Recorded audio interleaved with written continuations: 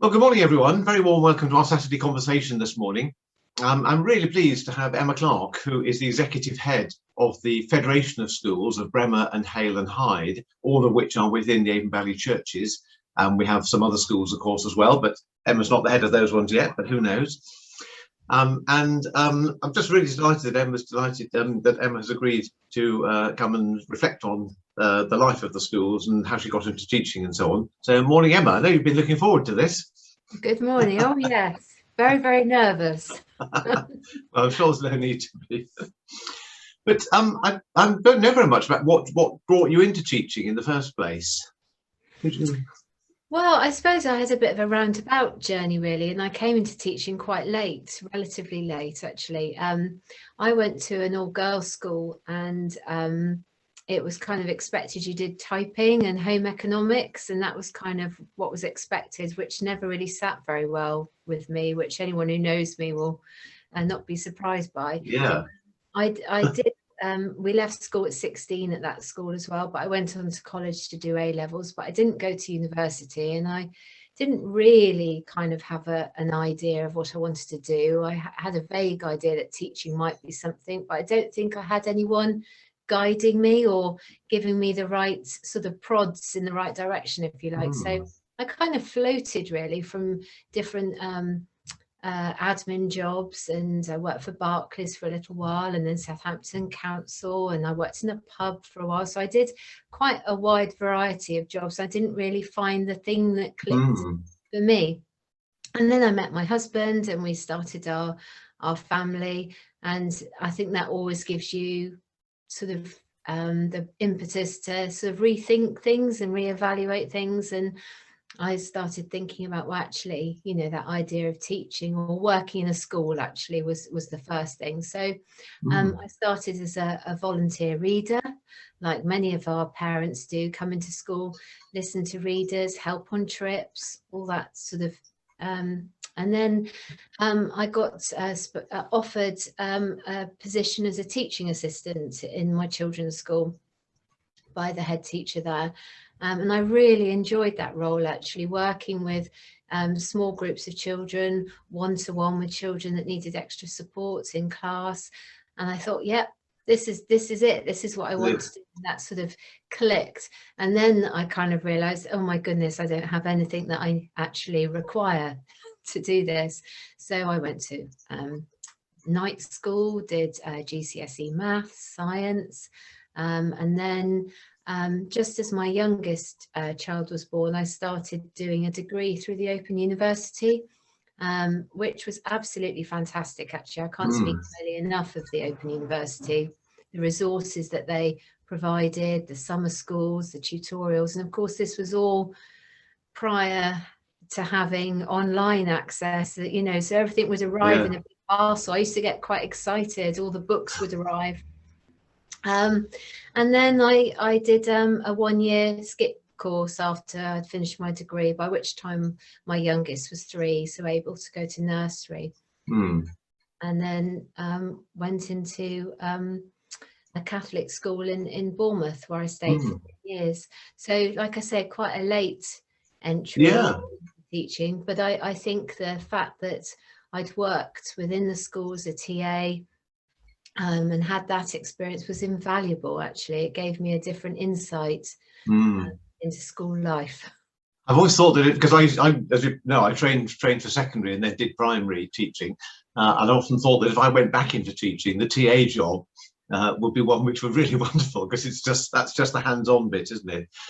It is the hands-off, but we hands-on bit, but we are so much of our TAs, you know, that we are valuable partners in the work that we do in schools. So, you know, we really wouldn't be without them. Yeah, that's a really inspiring story, because it's not the normal, you know, school, A levels, university, straight into it sort of thing, and it just shows what people can achieve once they have a bit of drive and so on, even perhaps not coming from what you might call non-traditional educational background. So it's really interesting to hear that. And that school in Bournemouth, was that the one you were until you came to here? Yeah, it was. I actually got the post there halfway through my skit year. I'd applied for it sort of early, thought I'd get in. And it just so happened that it's one of those lucky things that the Open University at that point, I don't think they still do, but ran their academic year January to December. So I actually thought that I was going to have to wait a while before I started my skit course. But the Catholic skit that I did in Southampton. Just explain skit. People might not know skit. Oh, sorry, school-centered initial teacher training. Yeah. So, yeah. The one that I'd applied for missed their validation. And so they couldn't start in the September, they were starting in the January. So it fitted perfectly in with me finishing and then starting in the January. And then again, very luckily, the job that I applied for, although they advertised for the September, they were willing to hold it open for me until the January. So I started there, and I was there 10 years, and I was very, very happy and sad, but it was the right time. Yeah, after 10 years. Well, I do remember the first day we met, because it was your interview day, and I had been appointed here but hadn't yet arrived. I think I was appointed in about April or something, didn't arrive till October for complicated reasons. So yes, I came to Breamore School, and on that interview day, and we chatted, and I was very pleased, of course, when you were appointed. So we've been here about the same time, which is probably 9 years, something like that now, isn't it? Yes, 2013, I think, wasn't it? Yeah, I think so. Yeah, I remember that day as well. It was the very traumatic lunch with all the staff and governors, making small talk while you're trying not to be too nervous. Yeah, so well, there we go. My memory of Breamore School was because I hadn't been around here all that much, but going outside, it was lunchtime when I arrived, I think. I was sharing outside, and all the children, of course, there were fields all around, which none of our schools in Swaithling had any fields around, and it was much less multicultural as well than I was used to in Swaithling. But what was it drew you here? Why here rather than anywhere else?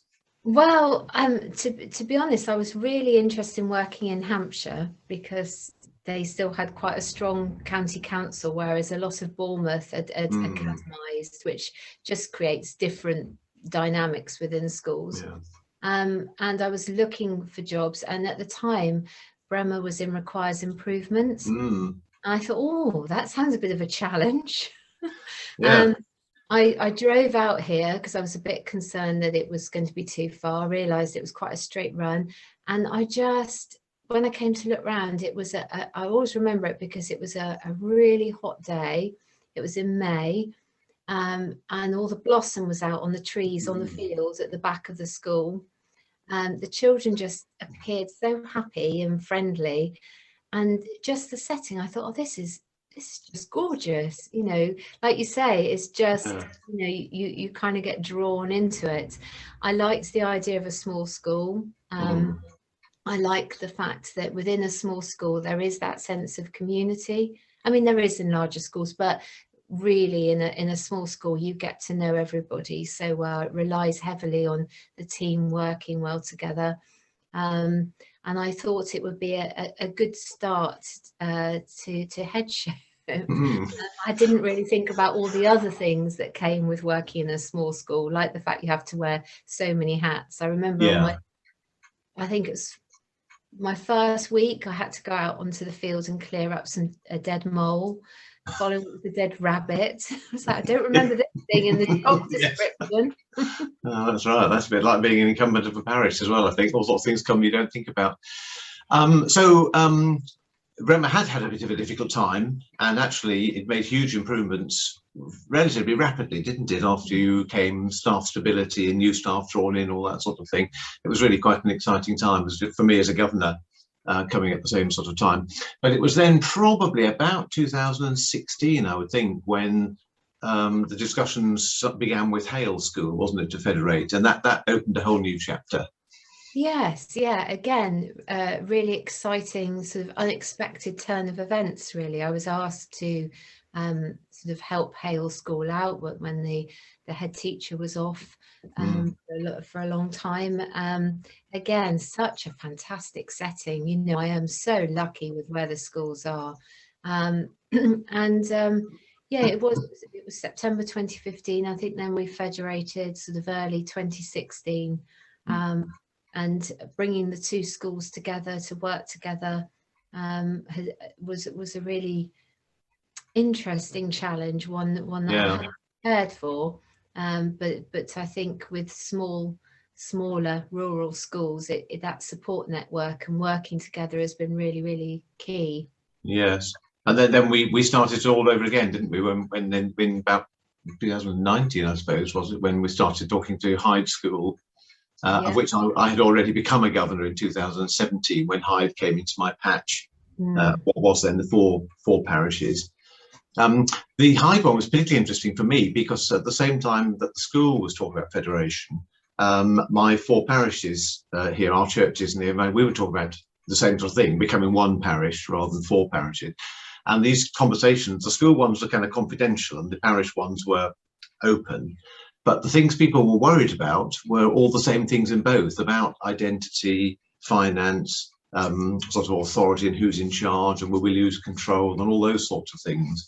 And I think both of us in our ways are trying to say we want these schools or these churches to be individual. We're not trying to say they're all the same, but actually what is it that draws us together? And what strengths have we got by being together? We had a staff do recently, didn't we, a couple of months ago, at Hyde, which we couldn't do in the summer because of COVID, but we did in the autumn. And seeing the staff from the three schools actually all integrated and talking to each other and sharing, and it's been a really quite a wonderful journey. And I think it's very, very positive things, but without losing the individuality of each school. Yeah, I think like you say, at the start of the process, particularly with Hale, no one really knew what that looked like. There were no other federations or very few federations in our area. And so people, understandably had concerns about, well, will we all have to wear the same uniform? Who will we talk to if we've got a problem? So I think working through that process with staff, with the parents, with the children as well, it's quite interesting, they have a natural curiosity about the other schools. Oh, you're off to Breamore now, oh, where are you going now? And particularly I think this is one of the silver linings out of COVID. We'd run a few events where the children had met each other. We had a very successful Federation sports event, which was a great day. But through COVID and doing the online teaching, we kind of mixed the year groups up across the schools. They were able to meet each other online and see each other. We had a shared assembly each week.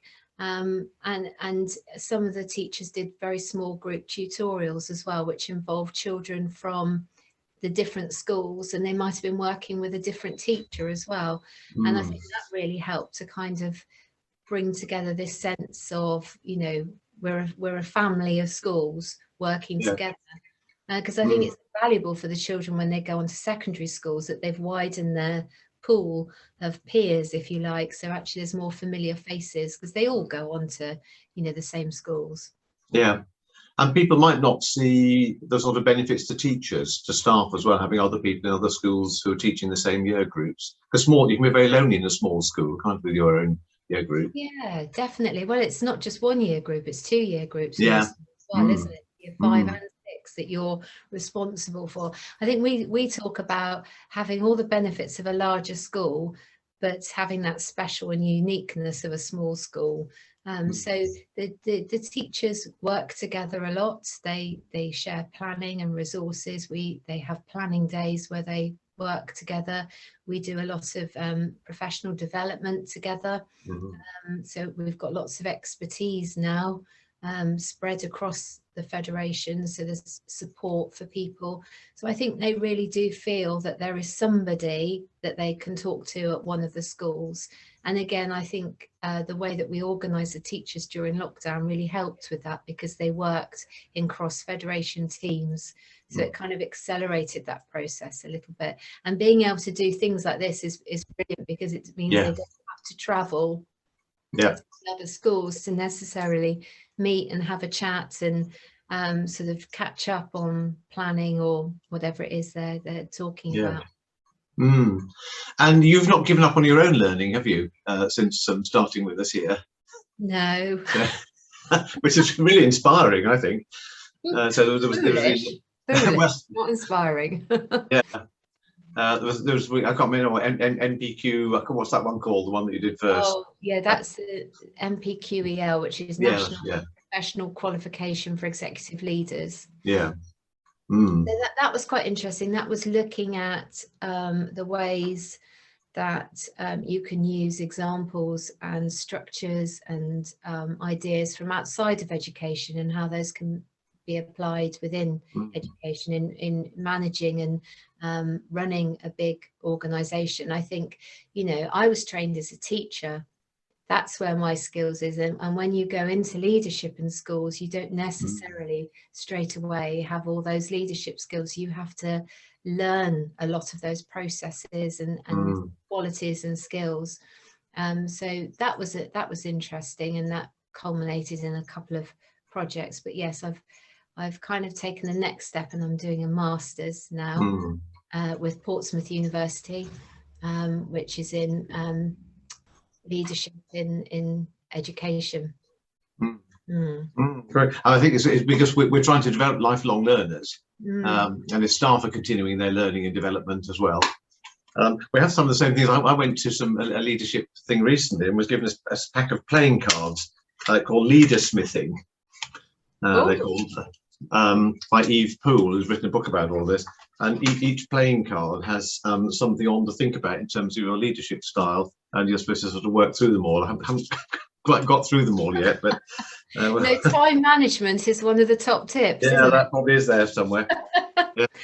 No, I'd be interested in this. I think it you know, we're all human, aren't we, at the end of the day, and you know, we have good days and we have bad days, and actually, you know, we have to remember that when we're dealing with different situations. Yes. Where do you think the children are now? I wouldn't actually quite say post-COVID, but in the latest phase of COVID, where we are. I mean, what's the kind of legacy of the last year or so? I think, you know, we were really, really impressed with how the children returned to normal schooling back in the summer, and then again in September things have changed again, a little bit more normal. One thing that we all missed, and I know you'll agree with me here, Gary, is the singing. During the really sort of the lockdown period and all last year, children couldn't sing, and walking around school and not hearing children's voices was really quite sad. And in one of the first assemblies, just as we came back in September, and again it was the first assembly where all the children were in together, because they'd all been online up to that point. I was at Hale. The children came into the classroom. The year 5 and 6 were fizzing. What's going on here? And I sort of looked at the teacher sort of questioningly, and she said, they're just really excited to be coming into assembly. And I looked at the children, they were all like, yeah. And it was just such a lovely moment. Yeah. And then I said, oh, should we sing? We're allowed to sing now. Yes, let's sing. Yeah. Getting the singing going. I think some of those bits, which is making life feel more normal, have really, really helped. You know, I think there are times. I think the younger children have just got so used to kind of some of the procedures, the hand washing, the hand gel, the, you know, trying to socially distance here, or I think some of the learning things that we've noticed, I think there are a few sort of gaps, if you like, where children haven't had the opportunity perhaps to go through parts of the curriculum, and we've had to carefully try and structure that back in. But overall, I would say that the children are bouncing back really, really well. Yeah, that's really good to hear. There's lots of talk about what the support that might be needed in some places as well, but I think all the tracking is very good, isn't it, in our schools? So we do actually know where children are, where the gaps are. We can pick it up. It's really important. So I mean, if you were going to do a little advert for Breamore, Hale and Hyde, why send your children? Why is people thinking about next September? Well, I've probably put everyone off now, but if you I don't think so. No. I mean, I'm very biased, but I just think our schools are so lovely. They are places where team means an awful lot and family mean a lot. Children are individuals, and they are known to the staff, and actually any parent, and speaking as a grandmother now, the thing that you want for your children is for them to be happy, you know, and happy and secure, then they will learn. And I think that is something, when I look around our schools, I see lots of really happy, contented children.